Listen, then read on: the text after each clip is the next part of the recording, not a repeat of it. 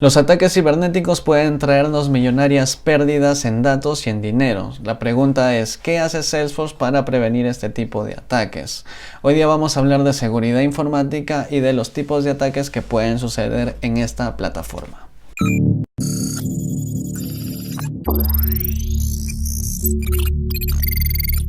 Salesforce nos dice que se preocupan mucho por la seguridad de datos de sus usuarios y de los colaboradores dentro de la empresa, y en sí utilizan una tecnología avanzada para poder prevenir diferentes tipos de ataques. Por ejemplo, cada vez que nosotros ingresamos desde un navegador, ellos realizan una autenticación por parte del servidor y también encriptan los datos del usuario.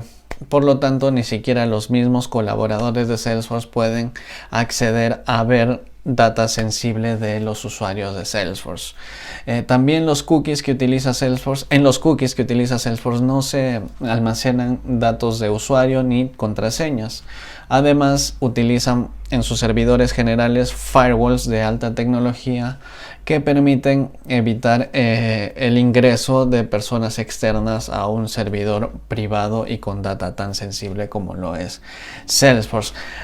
También les puede haber pasado de que cuando entran desde una computadora externa, Salesforce les pide una autenticación mediante email, donde les envían un código al email y hay que ponerlo.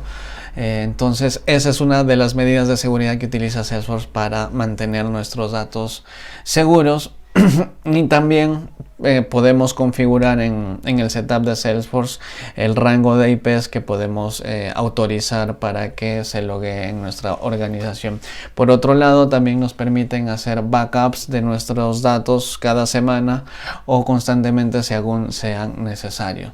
Entonces Salesforce se preocupa por la seguridad informática de los usuarios y los colaboradores en general. No obstante, han habido ataques a Salesforce en alguna oportunidad y ahí se han evidenciado que tienen un plan de seguridad de datos. Por ejemplo, recuerdo que hace algún tiempo, hace algunos meses, no sé si años, Salesforce prohibió la entrada de todos los usuarios del mundo a las sandboxes de Salesforce, y eso se debía porque detectaron un ataque cibernético.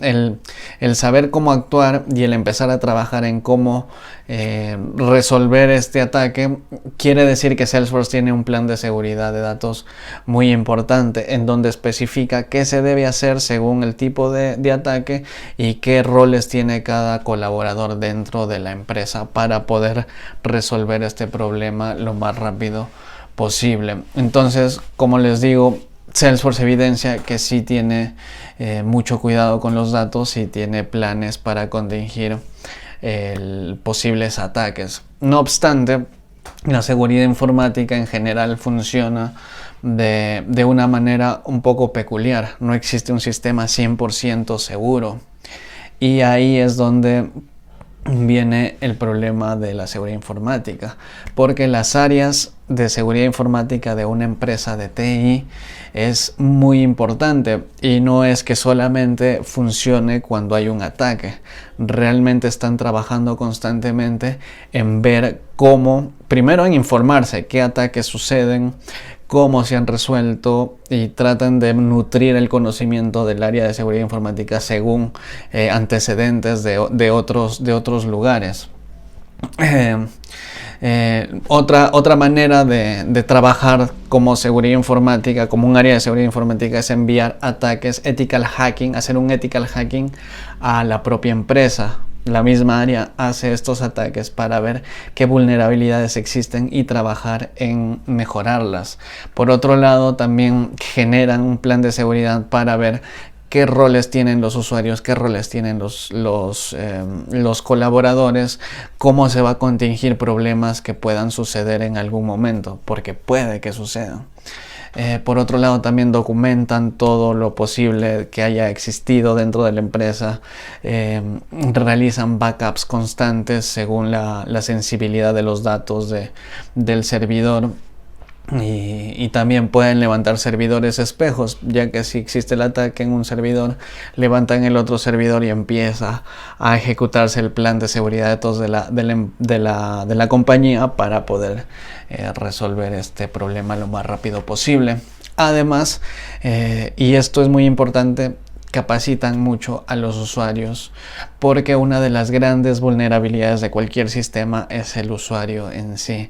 Entonces conozco empresas que la misma área de seguridad informática le envía emails con archivos dudosos o con links dudosos a colaboradores de otras áreas para ver qué tan preparados están frente a estas situaciones. Y si el colaborador cae en estas trampas, descarga el archivo o va al link, entonces se lo lleva a una capacitación de seguridad informática para que esta vulnerabilidad se reduzca en la misma empresa. Entonces, Salesforce como tal, a nivel de nosotros, bueno, con los desarrolladores de Salesforce, tenemos que tener en cuenta que existen 3 tipos de posibles ataques que pueden suceder en nuestro código o en la manera de cómo nosotros desarrollamos en esta plataforma. Y es importante conocerlas para también saber cómo prevenirlas y cómo vamos a gestionarlas en caso sucedan de alguna u otra manera.